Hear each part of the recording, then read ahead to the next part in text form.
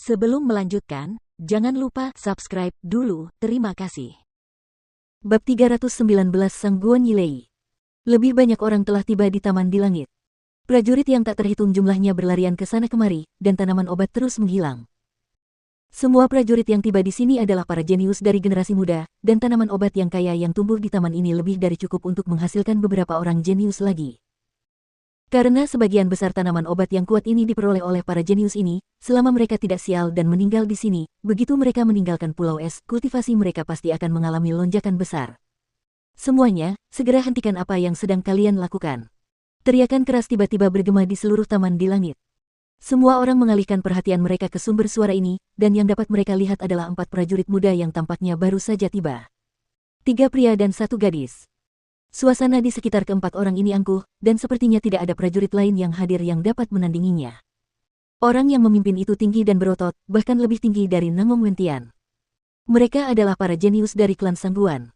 Aku kenal orang itu, namanya Sangguan Yilei, salah satu murid terbaik dari generasi muda klan Sangguan.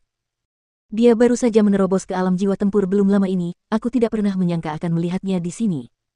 Sialan, dia sudah menembus alam jiwa tempur di usia muda, aku iri sekali. Tapi, lihat wajahnya, sepertinya dia datang dengan niat yang bermusuhan. Saya menduga hal itu ada hubungannya dengan Jiang Chen. Jiang Chen membunuh setiap orang dari klan Sangguan di gurun itu, dan saya yakin mereka marah karenanya. Kedatangan Sangguan Yilei membuat orang banyak mulai berdiskusi satu sama lain.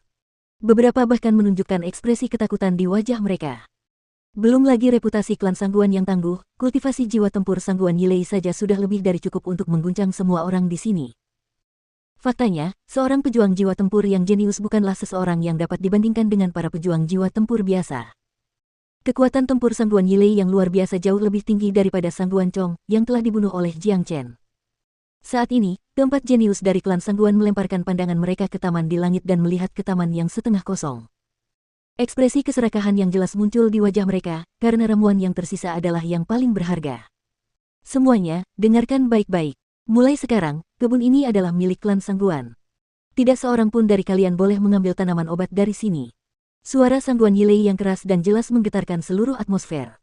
Kata-katanya menyebabkan ekspresi semua orang langsung berubah. Sialan. Kenapa klan Sangguan begitu sombong? Taman langit ini sama sekali bukan milik mereka. Sialan, mereka mencoba menguasai seluruh taman langit. Keluarga Sangguan terlalu sombong. Mereka tidak punya hak untuk melakukan ini, tidak ada satupun tanaman herbal ini yang menjadi milik siapapun.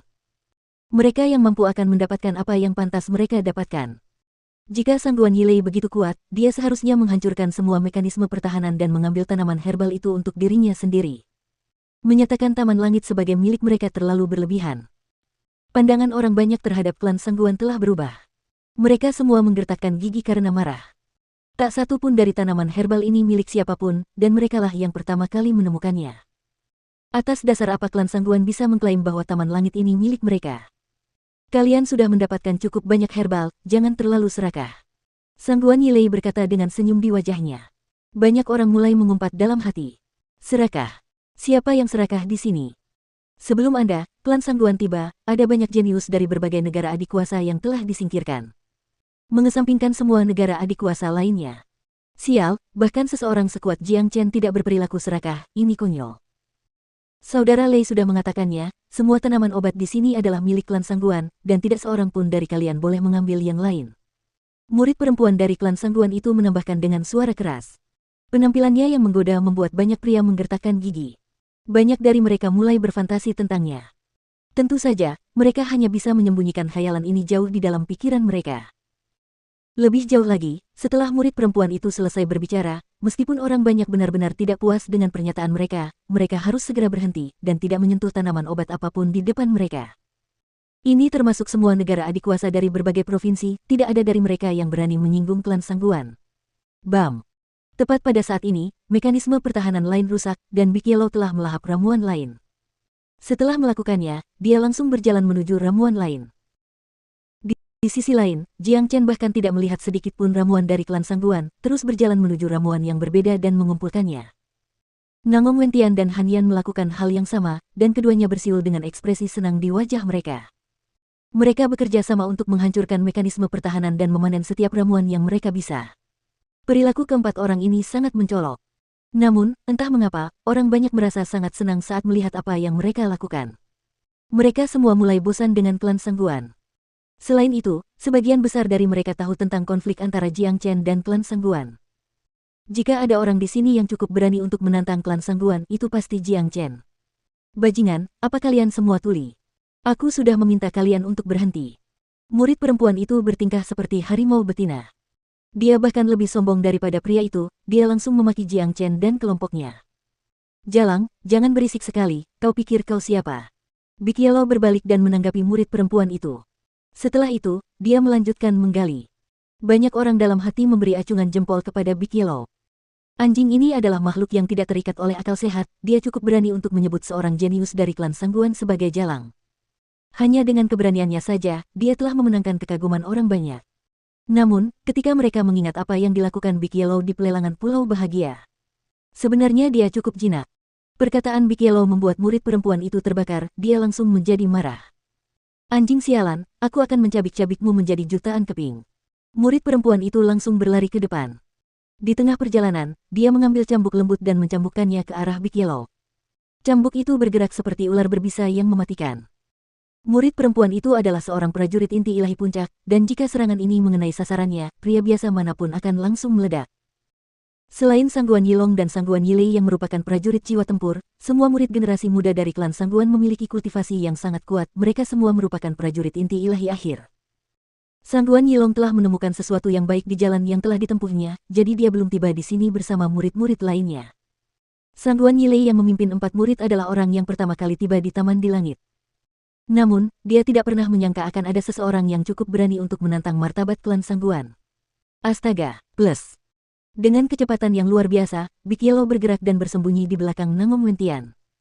Namun, cambuk lembut itu tampak seperti makhluk hidup, karena ia segera berbalik dan menyerang ke arah Nangong Wentian. Tampaknya cambuk itu akan membunuh Nangong Wentian juga. Beraninya kau menantang klan Sangguan yang perkasa.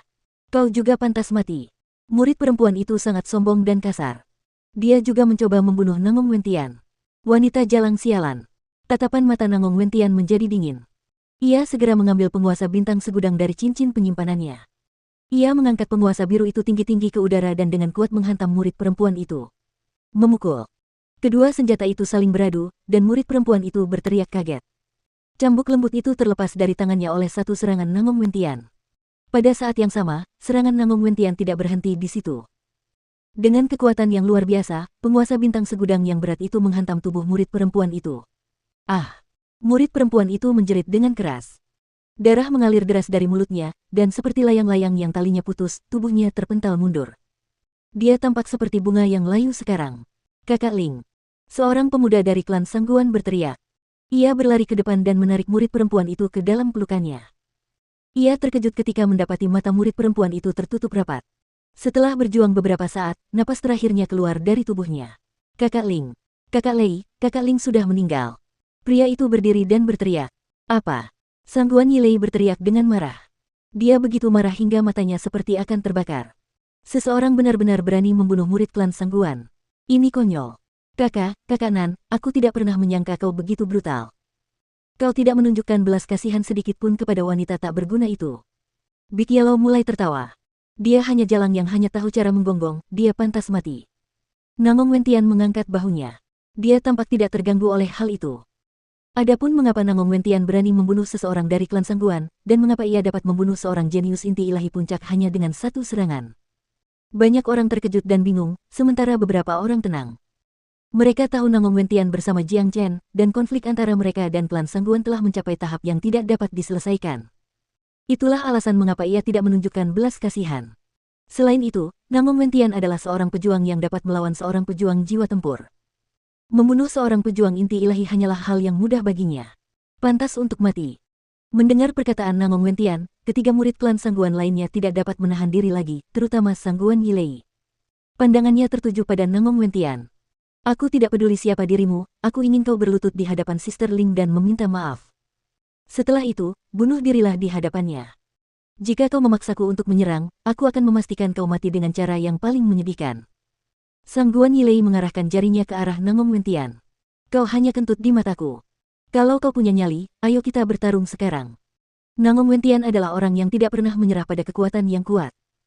Dia hanya mengangkat penggaris raksasa di tangannya dan mengarahkannya ke Sang Guan Yilei. Kau sedang mencari kematian. Sang Guan Yilei menjadi sangat marah. Dengan satu langkah, dia tiba di depan Nangong Wentian. Dia menyerang dengan telapak tangannya dan melepaskan telapak tangan yang mengguncang bumi ke arah Nangong Wentian. Sangat kuat. Ekspresi Nangong Wentian sedikit berubah.